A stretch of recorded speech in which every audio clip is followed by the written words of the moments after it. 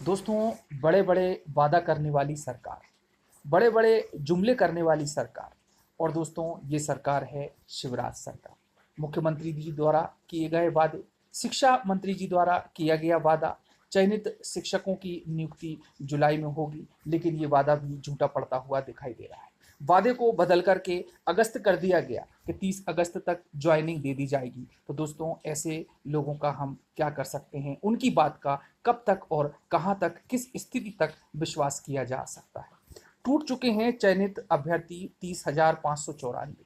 3 साल से इंतजार कर रहे हैं अपनी शिक्षक भर्ती का, अपनी ज्वाइनिंग का, कि जल्द से जल्द ज्वाइनिंग मिले, अपने परिवार को, अपने बच्चों को एक अच्छा जीवन दे सकें, अपने जीवन स्तर को ऊंचा उठाने में सहायक हो सकें, साथ ही समाज में एक आदर्श प्रदान कर सकें, समाज को एक नई दिशा में ले जाने के लिए प्रयत्न कर सकें, एक सार्थक प्रयास कर सकें।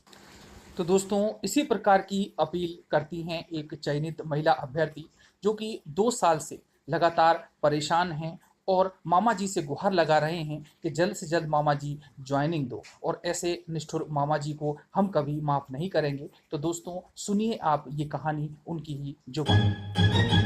नमस्ते, मेरा नाम नेहा मिश्रा है और अब मैं शिवराज सिंह चौहान से सिर्फ एक बात कहना चाहती हूँ कि बहुत हो गई है, अब अति हो गई है। डीपीआई का काम निपट गया है, सब कुछ हो गया है, तो आप इतनी देर क्यों कर रहे हो? आपका ठिकाना क्यों नहीं है? कब क्या होना है वो प्रोसेस बताने का लिमिट क्रॉस हो गई है। या तो अब आप भर्ती करवाओ या आप अपना पद छोड़ो, क्योंकि आप हमारे चप्पल में पैर रखने की कोशिश करोगे ना, एक बार तो आपको समझ में आ जाएगा कि हम किस तरीके से जी रहे हैं। आज स्कूल, ऑनलाइन स्कूल फिर चल रहे हैं, फिर फीस भरने का वही टेंशन आ गया है। बच्चे हमसे पूछ रहे हैं मम्मा कब होगा, आपका कब होगा। हम क्या पागल हो गए हैं बिल्कुल? हम करें तो क्या करें, मुझे समझ में ही नहीं आ रहा है बिल्कुल। ये आखिरी वीडियो है, इसके बाद में मैं कोई वीडियो नहीं बनाऊंगी इस विषय पे। मेरा विश्वास राजनीति से तो पहले ही उठ चुका था। मामा शब्द से भी नफरत होने लगी है, मुझे बहुत ज्यादा नफरत होने लगी है। आप ये जो दिखावा करते हो, लोग अंधे हैं जो उनको दिखता नहीं है कि मामा इतनी धोखेबाजी करने के बाद भी कितने बढ़िया तरीके से आश्वासन देते रहते हैं, मैं ये करूंगा, मैं वो करूंगा। और अब सब्र टूट चुका है।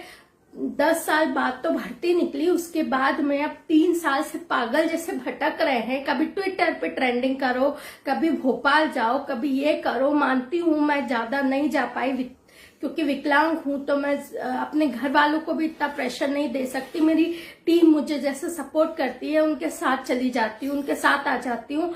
आप अपना पद छोड़ दो, आप भूखे मरो, तब आपको समझ पड़ेगा कि कंडीशन क्या है।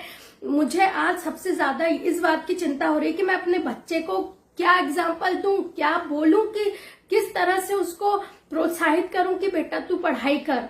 मैं खुद ही पढ़ाई, इतनी सारी पढ़ाई करने के बाद में इस तरह हम भटक रहे हैं। इस तरह नौकरी, मतलब जो सपना है शिक्षक बनने का, सरकारी शिक्षक बनने का, वो सपना ही सरकार पूरा नहीं होने दे रही है।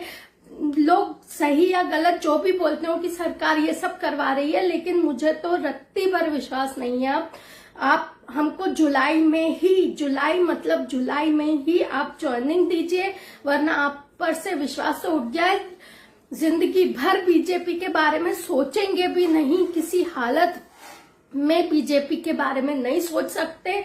आपने अटल बिहारी वाजपेयी का नाम भी खराब किया है, आप नरेंद्र मोदी का नाम भी खराब कर रहे हैं। मामा जी आप बिल्कुल सही नहीं कर रहे हैं। मेरी ये बात पे से हो सकता है आप लोग कुछ गलत एक्शन ले लें, तो उसके लिए भी कोई बहुत बड़ी बात नहीं है, क्योंकि जो सच बोलता है वो हमेशा बुरा और कड़वा ही होता है।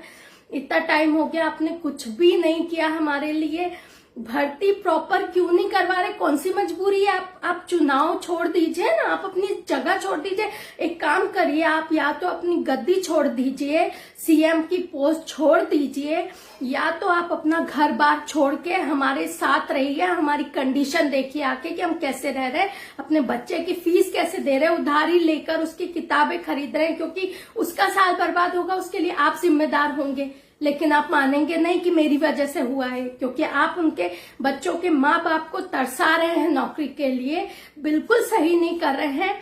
और मुझे तो बहुत शर्म आ रही है ये कहते हुए कि आप सीएम हैं हमारे, आप क्या बोलूं मैं, इससे ज्यादा मैं कुछ बोल नहीं सकती। और अगर आप मेरे खिलाफ एक्शन लेते हैं तो ये आपकी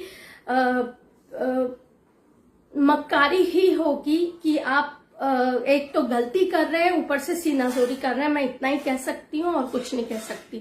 थैंक यू।